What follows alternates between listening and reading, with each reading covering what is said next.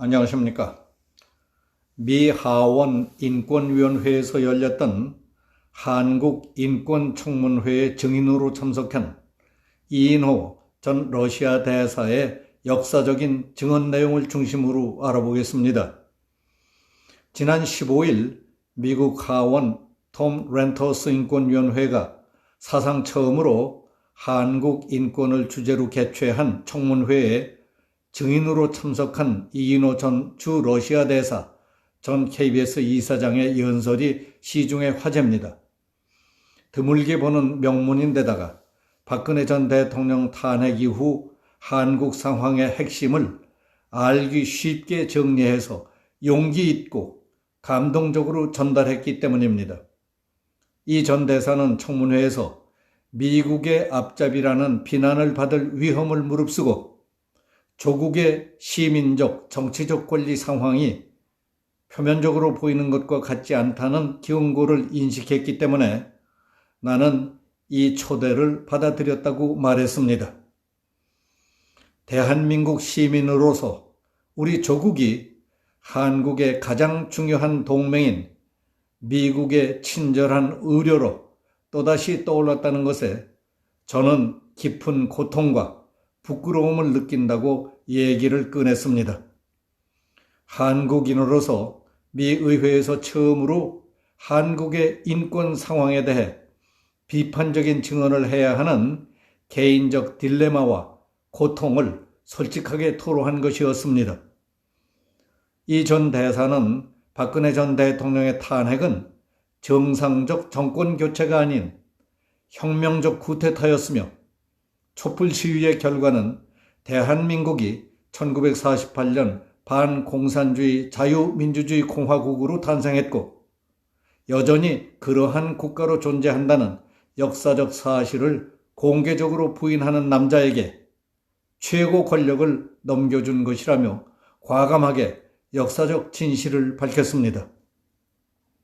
그는 조국 전 법무부 장관 임명으로 일반 대중들이 문재인 정권에 대해 실망하고 깨어나기까지 문재인 집권 4년간 거세게 휘몰아쳤던 적폐청산의 광기와 임종석과 같은 극좌 세력들의 정권 중심부 진출, 언론 통제, 사법부 장악, 친북, 친중 행보, 대기업 압박, 사회 분열, 코로나 팬데믹을 이용한 반정부 시위 억압 등을 집약적으로 묘사했습니다. 지난해 4.15 총선에서 대승을 거둔 뒤 더욱 과감해진 문 정권과 집권 여당이 반자유주의 이데올로기 색채와 일당 독재의 전형인 오만함을 공개적으로 과시하면서 대북전단 금지법과 5.18 특별법, 공수처법 등 국민의 자유를 억압하는 악법들을 줄줄이 통과시킨 것을 열거했습니다. 대북전단금지법은 탈북민들을 포함해 북한 주민들의 생사에 영향을 미치는 문제라 할지라도 김정은의 뜻에 반대되는 것은 어떤 일도 하지 않겠다는 문재인의 결심을 반영한다고 지적했습니다.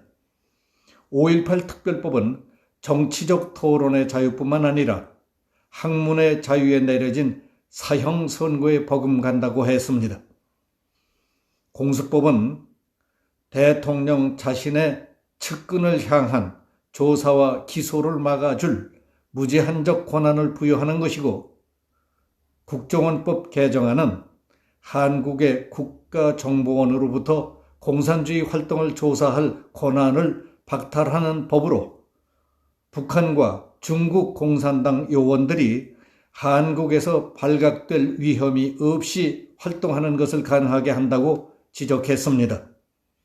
이 전 대사는 문재인 정권을 포퓰리즘적 전체주의로 규정하면서 지난 4.7 서울 부산시장 보궐선거에서 야당이 승리했음에도 불구하고 현 과도 집권층은 그들의 국가장악 노력을 2배로 증가시킬 것이다.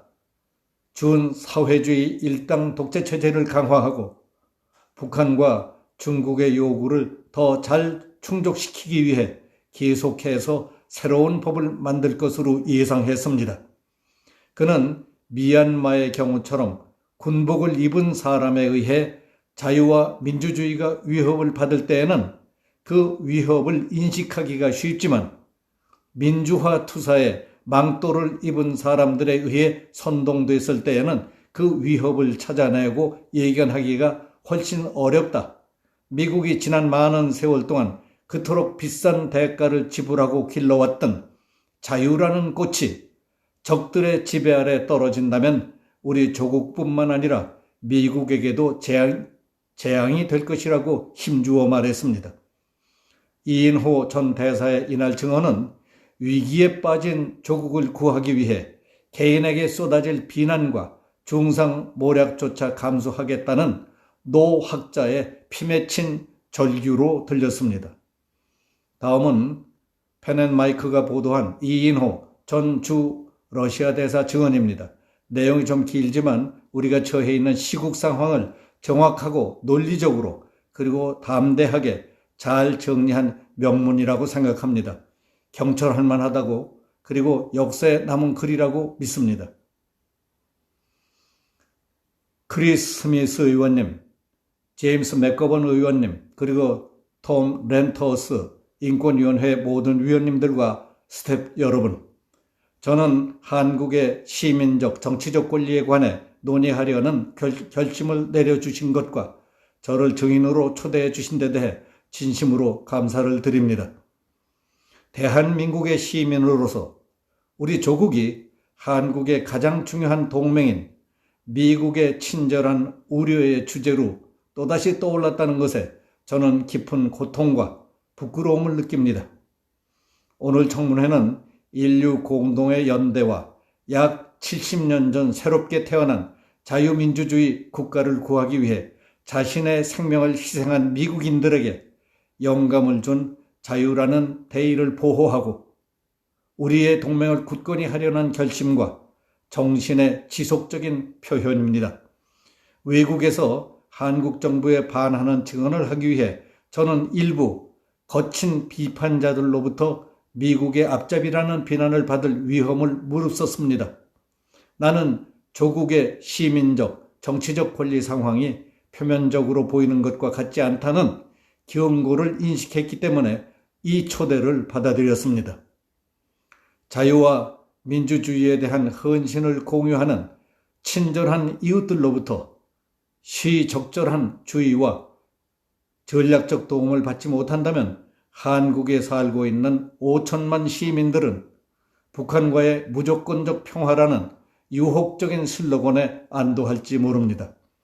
이는 핵무기로 무장하고 억압받고 굶주린 북한 주민들과의 준비되지 않은 병합을 통해 한국인들에게 갑작스러운 인권 침해를 불러오는 것이 확실한 길로 우리를 인도할 것입니다.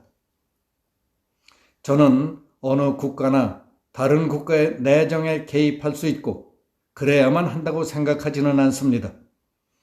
그러나 저는 지금과 같이 전 세계에서 자유와 민주주의가 위협을 받을 때 신뢰할 수 있는 정보를 공유하며 지구적으로 함께 가능한 자원들을 모으는 것이 우리 공동의 대의를 지속시키는 데 필수적이라고 믿습니다.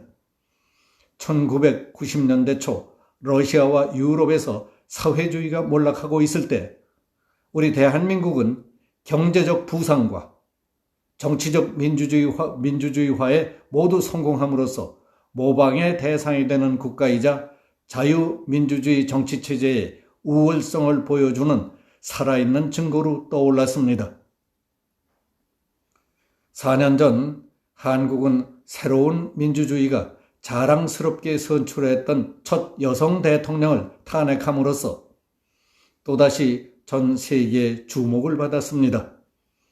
지지자들에 의해 촛불혁명이라는 이름이 붙은 이 충격적인 사건에 대해 언론은 한국에서 민주주의의 견고함이 작동하고 있는 증거라고 환호했습니다. 그러나 한국 내부에서는 2년도 채 지나지 않아서 박근혜 대통령에 대항해 촛불 시위에 참가했던 사람들 일부를 포함해 생각이 깊은 많은 시민들은 문재인의 한 번도 경험해보지 못한 나라를 만들겠다는 약속에 커다란 희망을 거는 중대한 실수를 저질렀던 것은 아닌지에 대해 의심하기 시작했습니다. 한국전쟁에 대해 생생하게 기억하는 한국인들은 이 나라가 포퓰리즘의 전체주의 국가로 향하고 있으며 더 오만해지는 중국과 핵무장을 했으나 비참하게 가난한 북한으로부터의 강도 높은 압력에 의해 독립국가로서의 공화국의 생존이 점점 위협을 당하고 있다는 것에 두려움을 느끼고 있습니다. 그러나 이러한 비관적인 견해들은 외부인들의 귀에 거의 들리지 않습니다. 왜냐하면 한국의 주요 미디어 채널들은 공식적인 정부의 입장과 시끄러운 포퓰리스트의 흐름에 반대되는 견해들을 보도할 만큼 충분히 자유롭지 않기 때문입니다. 촛불의 명령이 바라는 아우라는 처음에 너무 강해서 감히 문재인 정권의 정치를 비판하는 사람은 공식적인 보복이 아니라면 홍위병과 맞먹는 현대 한국인들의 분노를 스스로에게 불러올 것 같았습니다.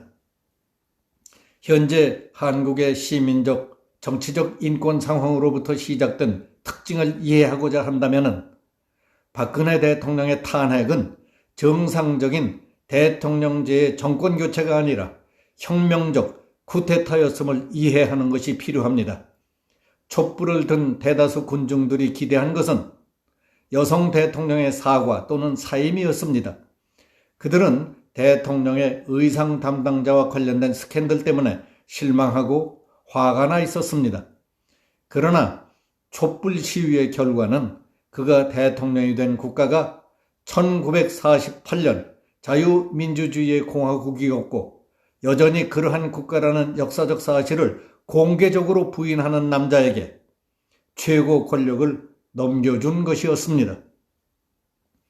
2018년 문 대통령이 북한을 방문했을 때 그는 김정은과 환호하는 북한 군중들 앞에서 자신을 대한민국 대통령이 아니라 남측 대통령이라고 불렀습니다. 5년 동안의 뒤늦은 깨달음 뒤에 많은 한국인들은 문재인의 집권 여당의 의도는 문재인에게 투표한 사람들의 대다수가 기대했던 것처럼 한국의 자유민주주의를 더 높은 수준으로 고양시키는 것이 아니라 체계적으로 약화시키는 것이었다고 의심하고 있습니다. 그러나 문 정권은 정권의 이데올로기적 지지자들의 일부가 그랬던 것처럼 그들의 혁명적 작업 뒤에 숨겨진 의도에 대해 솔직하지 않았습니다. 적폐청산, 경제적 정의, 대통령의 권력 위에 존재하는 국민의 권력, 무조건적 평화, 깨끗한 환경은 촛불의 명령으로서 이의를 제기할 수 없는 매력적인 슬로건이었습니다. 이런 와중에 박근혜와 이명박 두 명의 전직 대통령을 비롯해서 전직 대법원장, 3명의 전직 국가정보원장, 그리고 삼성그룹의 이재용과 같은 많은 대기업 총수들이 구속됐습니다. 세계에서 가장 안전하고 경제적으로 가장 경쟁력이 있는 것으로 알려진 원전은 해체 명령을 받았습니다. 그것은 일종의 혁명적 환희였으며 언론과 시민사회가 똑같이 합창했기에 어느 누구도 감히 갑작스러운 전복에 반대하지 못했습니다. 문재인은 자신이 제왕적 권력이라고 이름 붙인 대통령의 권한을 줄이겠다고 약속함으로써 대선에서 승리했습니다. 그러나 집권하자 그는 반대 방향으로 움직였습니다. 권력은 문재인 청와대에 집중됐습니다. 중대 범죄로 기소된 전직 대통령들뿐만 아니라 반공주의적 추진력으로 이전 정부를 충실하게 섬겼던 100명이 넘는 고위직들이 거의 예외 없이 체포되거나 재판에 회부됐습니다. 정부나 공공기관, 특히 KBS와 MBC와 같은 주요 방송사의 최고위직에 임명된 거의 모든 사람들이 직책에서 쫓겨났습니다. 많은 사람들이 그들의 명예와 가족이 파괴되는 것을 보는 대신 자살을 선택했습니다. 그 비워진 자리에는 대학 시절부터 극좌 세력에 가담했던 인물들로 채워졌습니다. 가장 잘 알려진 경우는 임종석을 대통령 비서실장에 임명한 것이었습니다. 임종석은 친북 지하 학생 조직인 민족해방계열의 유명한 리더였습니다. 이 조직은 소속 학생들이 북한의 김일성 왕조의 창시자를 민족정신의 진정한 화신으로 숭배하도록 훈련시켰습니다. 그들에게 대한민국은 미국의 식민지 이상이 아니었으며 독립된 국가로 인정받아서는 안 되었습니다.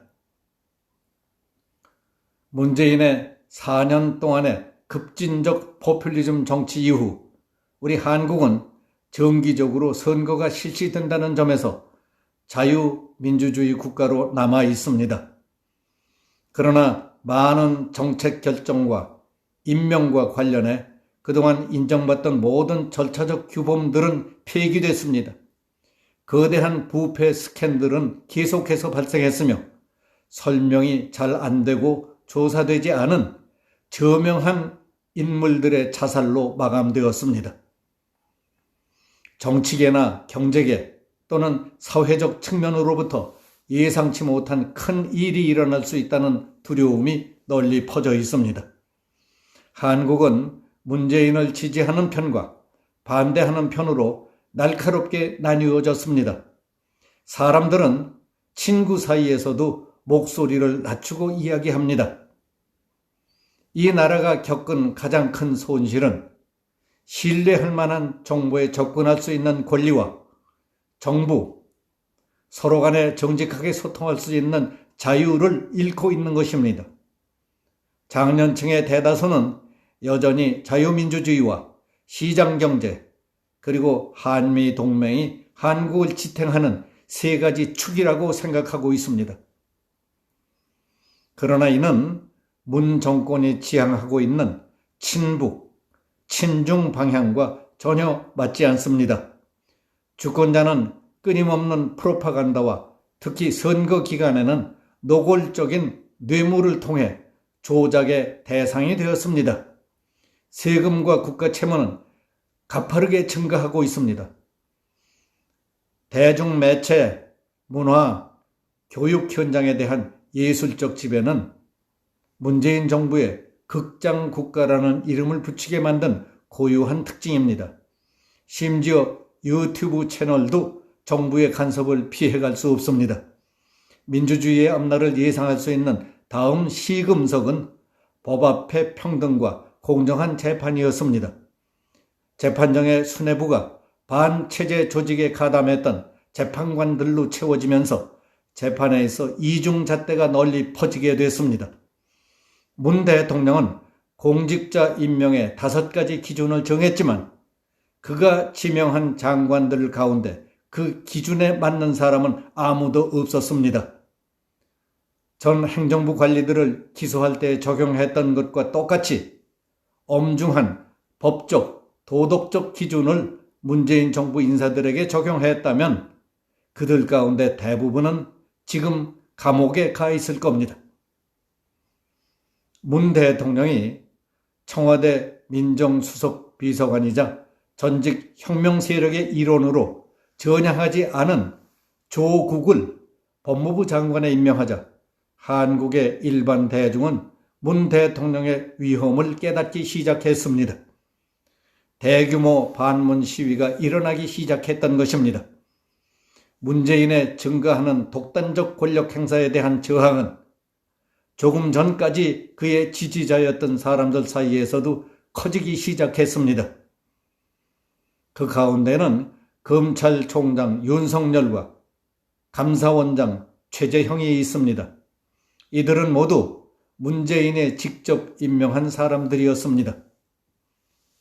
그러나 문 정권은 누그러지는 기색이 전혀 없습니다. 대신 바이러스 팬데믹을 반정부운동을 억압할 명분으로 이용하면서 2020년 4월 총선에서 국회의석의 5분의 3을 차지한 선거 후에 더 과감해져서 문정권은 반자유주의 이데올로기 색채와 일당 독재의 전형적인 오만함을 공개적으로 과시하기 시작했습니다. 집권 여당은 시민의 권리와 경제적 자유로 남은 법들을 효과적으로 끝장내기 위해 연이어 새로운 법들을 쏟아내기 시작했습니다. 축출된 박 대통령에게는 최종적으로 22년형이 선고됐고 2천만 달러 이상에 달하는 벌금과 보상금 지급도 선고됐습니다. 삼성의 부회장은 박 대통령이나 그와 관련된 범죄의 분명한 증거가 발견되지 않았음에도 불구하고 또다시 구속됐습니다. 자유라는 대명분의 해로운 새 법률들 가운데 이 위원회의 주목을 처음으로 끈 것이 북한으로 정보를 실은 풍선을 날리는 것을 범죄화하는 법이었던 것이었습니다. 그것은 문 정권이 북한의 인권 상황에 개입하려는 유엔의 노력에 대해 꾸준히 거부한 것이자 심지어 그것이 탈북민들을 포함해 북한 주민들의 생사에 영향을 미치는 문제라 할지라도 김정은의 뜻에 반대되는 것은 어떤 일도 하지 않겠다는 문재인의 결심을 반영한 것입니다. 더 불길한 것은 1980년 광주 사태에 대해 집권 여당이 선호하는 버전과 다른 말을 하는 것을 중대한 범죄로 만드는 법입니다. 공식적으로 5.18 민주화운동이라고 신성시된 이 비극적 사건에 대해 많은 증인들과 연구자들은 학생 민주화운동이 비밀선동과 북한군의 참가로 인해 대규모 반정부 봉기로 악화된 것으로 보고 있습니다. 이 새로운 법은 정치적 토론의 자유뿐만 아니라 학문의 자유에 내려진 사형 선고의 버금갑니다. 역사적 진실이 법률 주문에 의해 규제될 수 있다는 생각은 입법자들의 입장에서 이성적 생각에 종말을 고하는 것이며 이는 두려운 전망을 불러일으킵니다. 또 다른 특히 두려운 법률은 고위공직자 범죄 수사처입니다. 대통령의 직접적인 통제에 놓인 공수처는 부정, 비리로 기소된 고위공직자들을 판사와 장군들을 포함해 조사하고 기소할 수 있는 배타적인 권한을 가지게 됩니다. 공식적으로는 부패와 권력남용을 뿌리 뽑는 기관으로 홍보됐지만은 작금의 파벌 정치에서 공수처는 대통령에게 자신의 측근을 향한 공정한 조사와 기소를 막아줄 무제한적 권한을 부여하게 될 것입니다. 다른 법은 한국의 국가정보원으로부터 공산주의 활동을 조사할 권한을 박탈하는 법으로 이 법은 북한과 중국 공산당 요원들이 한국에서 발각될 위험 없이 활동하는 것을 가능하게 합니다. 이 법은 대북전단법과 함께 통과됐습니다. 지난 4월 7일에 있었던 선거에서 야당 후보가 압도적으로 승리한 것은 한국 유권자들이 문 정권의 포퓰리즘 주문에서 마침내 깨어나 잃어버린 영토의 반환을 요구하기 시작했다는 것을 보여줍니다.